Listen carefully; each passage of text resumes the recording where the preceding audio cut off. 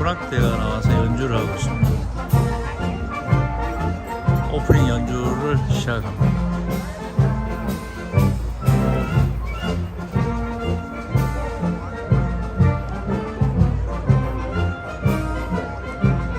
우리 참전 베트남 참전 용사님들 가족들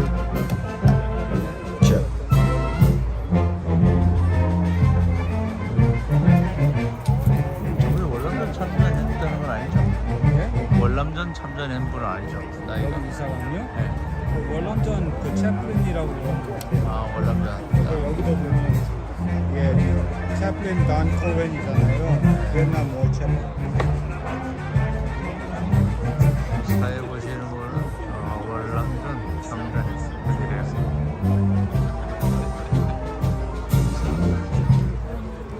요즘 이런 행사도 유튜버들이 상당히 많이 찍는 것 같습니다.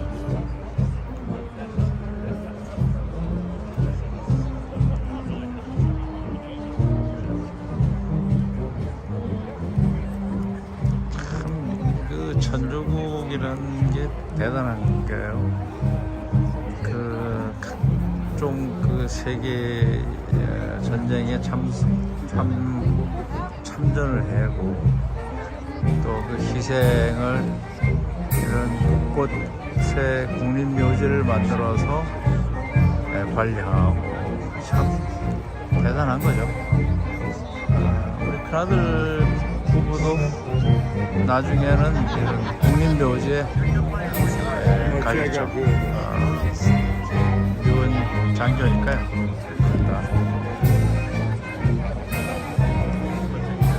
오늘 아주 전화한 걸 몰랐네. 새로운 경험을 하게 됩니다. 이거 이벤트 하는 거. 지금 10시 시작됐네요. 맨 앞쪽에. 이제 곧 시작이 될 것 같습니다. 회장님 바로 옆에.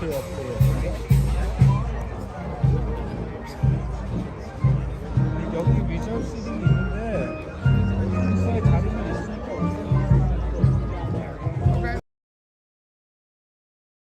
앞쪽으로 오면 I know, right? 손님한테 전화가 왔어요. 아, 그래?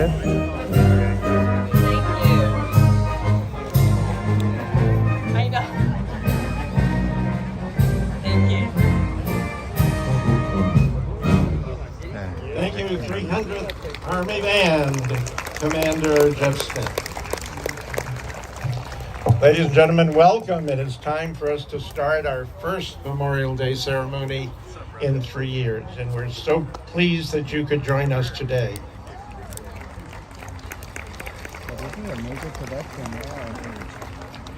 I'd like to call our first speaker up, the Vice President of the LA National Cemetery Support Foundation. John Gutierrez served in the U.S. Marine Corps during Operation Enduring Freedom and Operation Iraqi Freedom. John is currently Deputy Director of Veterans Services for JVS SoCal, which operates the Veterans America Job Center of California, located at the Bob Hope Patriotic Hall, and is the Vice President of our Support Foundation. Please welcome Marine John Gutierrez.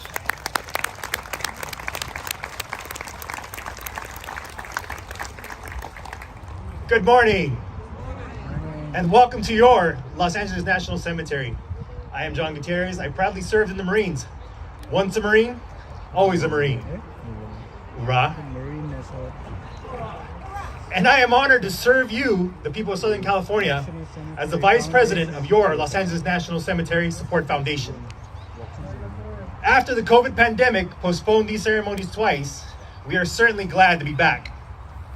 It is my distinct privilege to welcome you to these hallowed grounds. Today, we are very pleased to welcome back to the microphone the chairman of our Los Angeles National Cemetery Foundation Board of Directors and a Vietnam War chaplain, Chaplain Dove Cohen, to serve as our Master of Ceremonies. Chaplain Dove.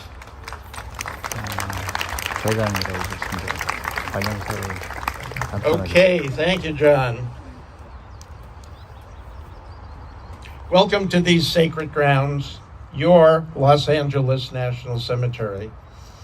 I'm frequently asked, okay, Dove, how do we salute? What do we do? There's a lot of confusion. If you served your country, whether today you are in uniform or in civilian clothes, you may hand salute or you may place your hand over your heart.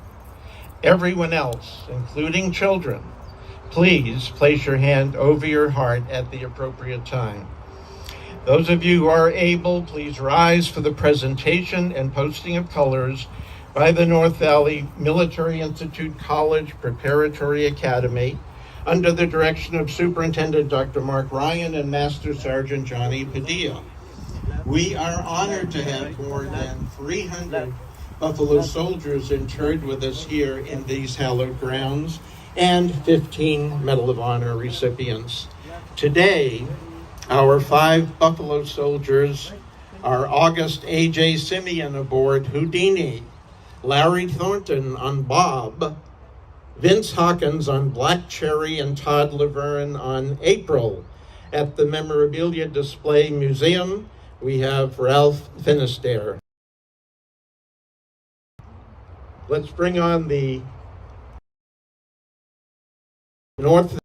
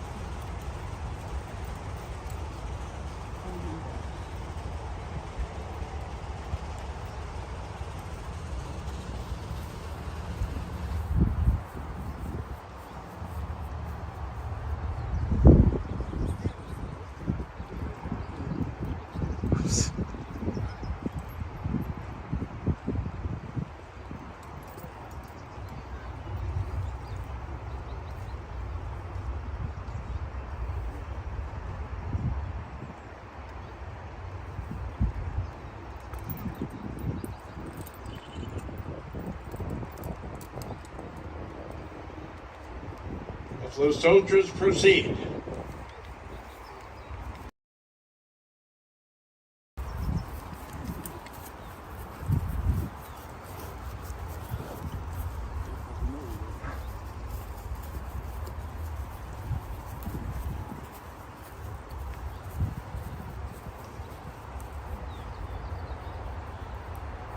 제가 똥을 싸고 있어. 냄새 보면.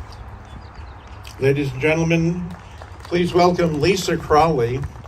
Lisa was here for our Anzac Australia-New Zealand celebration and commemoration, and then remain standing for Father Gilbert Martinez of St. Mary's Catholic Church. He's a Paulist priest, and he will deliver the invocation. Lisa Crawley, please. Oh, say, can you see by the dawn's early light what so proudly we hailed at the twilight's last gleaming, whose broad stripes and bright stars through the perilous fight all the ramparts we watched were so gallantly streaming, and the rockets red clear, the bombs bursted in air, gave proof through the night that our flag was still there. Oh, say does that star-spangled banner yet wave for the land free and the home of the brave.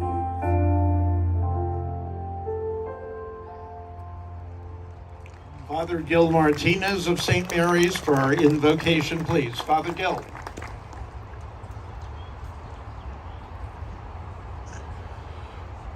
On this day, when we honor those who, as President Abraham Lincoln said, gave the last full measure of devotion to our nation, let us together and in the quiet sanctuaries of our own hearts name and call on God, the one whose power over us is great and gentle, firm and forgiving, holy and healing. O God, you who created us, who sustain us, who call us to live in peace, hear our prayer this day. Hear our prayer for all who have died, for those children and teachers at a Texas. Hearts and hopes are known to you.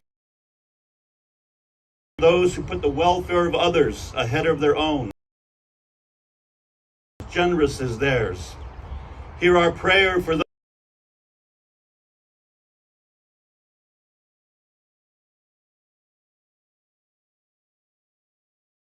a world where we will lay down the arms of war and turn our swords into plowshares for a harvest of justice and peace, and help us rededicate ourselves to the unending work of bringing our country ever closer to that more perfect union for which they died.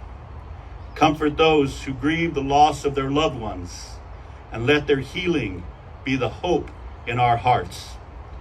Hear our prayer this day, and in your mercy answer us, in the name of all that is holy. The peace of God be with you all. Amen.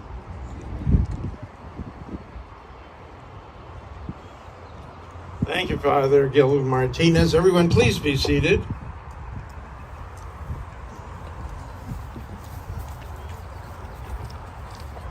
Timok Mezo has been our director here at your Los Angeles National Cemetery since August 2020. Prior to this appointment, he was the assistant director at Riverside National Cemetery, and Timok has been part of the National Cemetery Administration since 2018. He is a U.S. Army veteran and a proud patriot. Please welcome the director of our magnificent Los Angeles National Cemetery and Columbarium, Mr. Timok Mezo.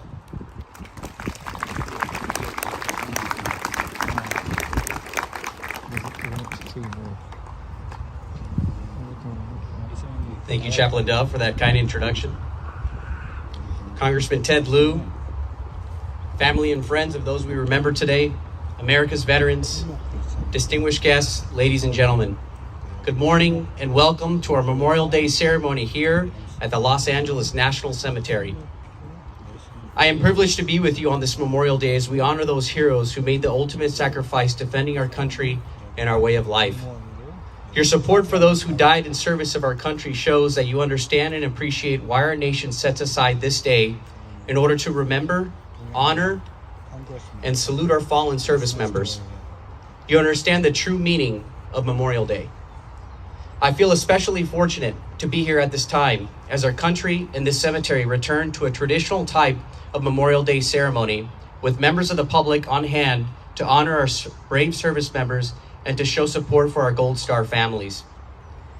We owe it to them to take out some time to pay our respects and reflect on the high cost of freedom. The pandemic changed so much in our lives for more than 2 years. One of the most unfortunate changes the National Cemetery Administration was required to make was suspending large public ceremonies at our cemeteries. For the past 2 years, we commemorated Memorial Day here at the cemetery as we've done every year since Memorial Day was established. We dedicated a wreath, played taps, and said a few brief remarks, but we only had a small group to do it, mostly cemetery team members all wearing masks, standing at the distance from one another. We did not have you, and we missed you. As challenging as this pandemic has been, we can be grateful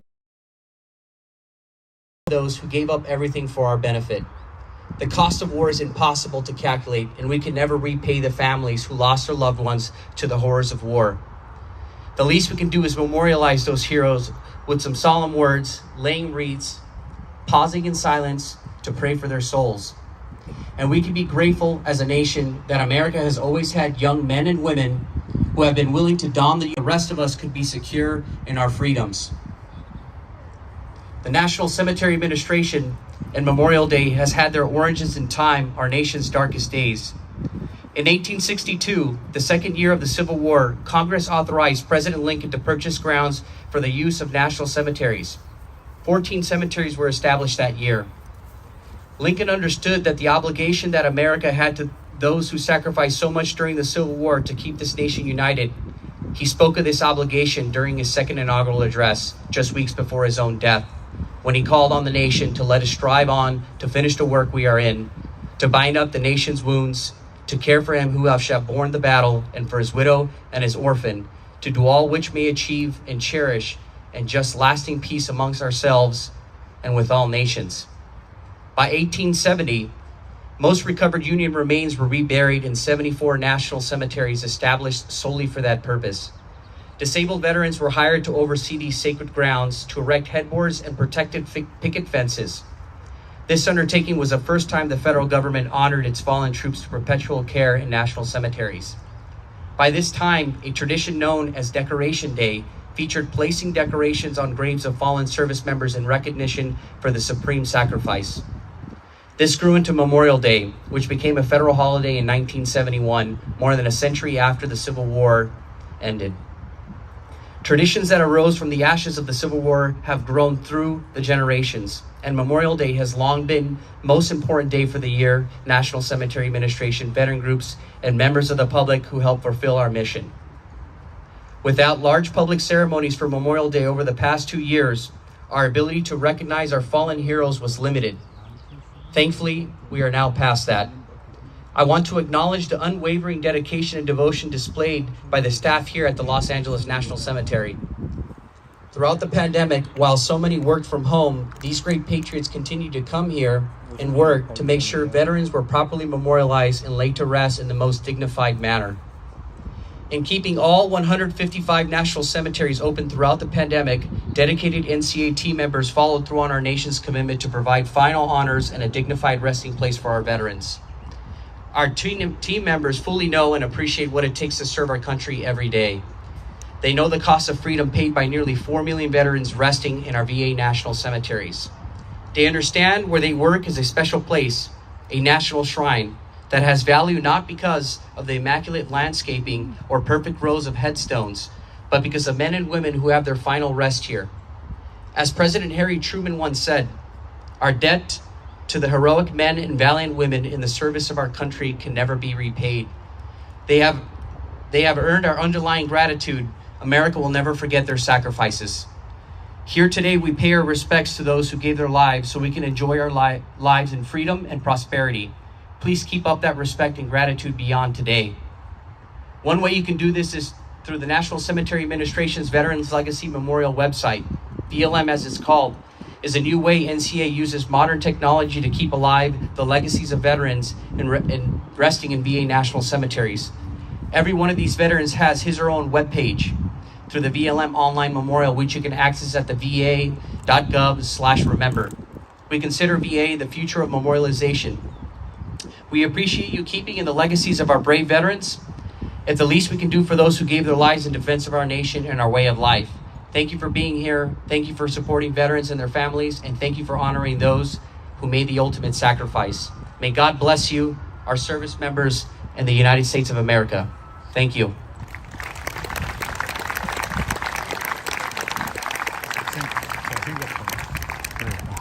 정치금이 되지. 여기 뭐 이렇게 있잖아. Thank you, T-Mac. T-Mac took on a job at a time when we were all facing the pandemic and made sure that this place was always ready, willing, and able to accommodate the families of those resting with us eternally. We are very pleased and honored today to welcome our 33rd Congressional District United States Representative, Congressman Ted Lieu. Congressman Lieu, we thank you for all that you have consistently and effectively accomplished for our veterans in active duty. And we note your staff's untiring efforts for our military and civilian communities. Congressman Ted Lieu.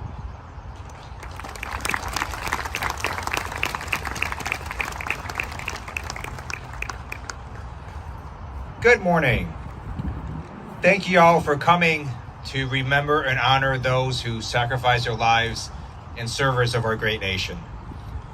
I'd like to thank Chaplain Dov Cohen, the chairman of the board of the Los Angeles National Cemetery Support Foundation, as well as John Gutierrez, the vice president of the Los Angeles National Cemetery Support Foundation, and Gail Johnson, who you'll hear after me. She's a Gold Star mother and a board member of the Los Angeles National Cemetery Support Foundation, and to Timok Meza, who is doing a terrific job as the director of the Los Angeles National Cemetery. As all of you know, there is a fair amount of bureaucracy in government, and sometimes I like to say that government works at a majestic pace. But when we move, we can do good. And I'm very pleased that the columbarium is now moving additional 7,000 places for veterans who are cremated for their remains to be here at the Los Angeles National Cemetery. I'm also pleased that this April, President Biden signed into law a military construction and veterans bill that included a number of my priorities, including $483 million nationwide for supportive housing programs for veterans who are homeless, and $598 million Thank you. And $598 million nationwide for programs and services to help prevent veteran suicides.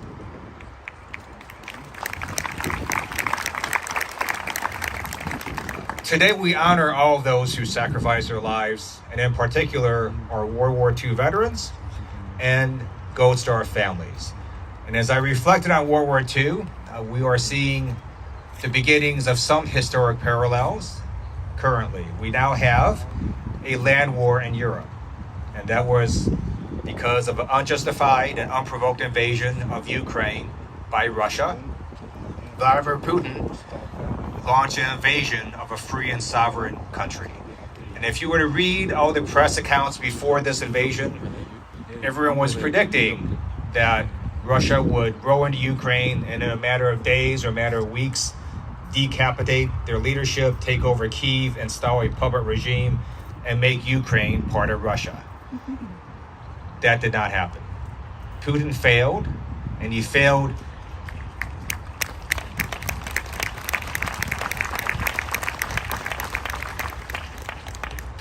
for two reasons. One was the tremendous skill and will of the Ukrainian people. They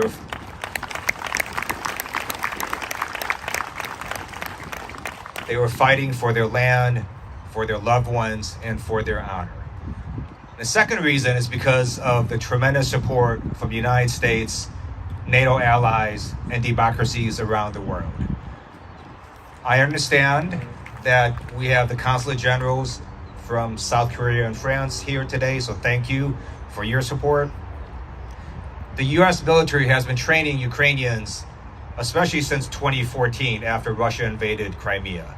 The U.S. has also been supplying military aid and equipment to Ukrainians, particularly since 2014. And then we increased the military aid last year as well as this year. And it's because of that tremendous support from the U.S. and democracies around the world that Ukraine is going to remain a free, sovereign, and independent nation.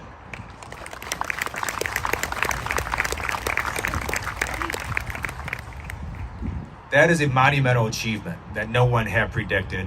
And now, while Russia has withdrawn from trying to attack Kyiv and take over Ukraine, they are still fighting in the southern parts and eastern parts of Ukraine. I am a member of the House Foreign Affairs Committee. I'm a great believer in diplomacy and in peace and in making sure we settle things by the pen, not by the sword. My view is the best way to get Vladimir Putin to negotiate seriously at the peace table is to show him that he cannot win militarily in Ukraine.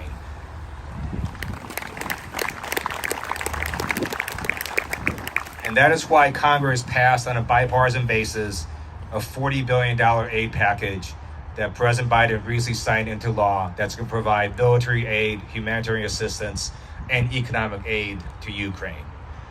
Now, some people have asked, is that a wise use of taxpayers' resources? that is a legitimate question. And my view is that it is a good use of our resources, because when you look at what happened in World War II, we see that if you don't stop a dictator, if you appease an authoritarian regime, that they will keep attacking other countries. And if Ukraine were to fall, who would be next? Would it be Poland? Would it be another country? And then we would have to spend even more resources and perhaps have to commit troops in Europe in order to stop additional Russian invasions.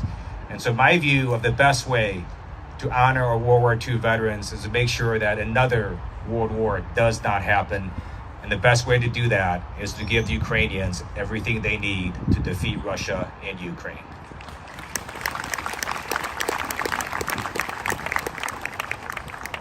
Today, we also honor our Gold Star families, and I've had the distinct pleasure of having a Gold Star family member in my office through what's known as the Gold Star Fellowship Program. His name is Ron Reyes Jr. He is actually here today taking pictures that make me look far better than I am. And today I want to discuss his dad. During the Vietnam conflict, there were over 47,000 U.S. combat deaths. Each has a story about his or her service to our country. Today, I'd like to tell you the story of one of them, Ron's dad, a Marine who died for his country while serving in Vietnam. Known as Ronnie, he lived in Los Angeles. When he was 16, he met Elaine Martinez. As fate would have it, Ronnie and Elaine were assigned the same locker to share in high school. It didn't take long before they would leave love notes to each other in a locker. That was before the advent of social media and TikTok. Ronnie was planning to be a hairdresser, but he saw the armed services as his avenue to something better, and he also had hoped to marry Elaine.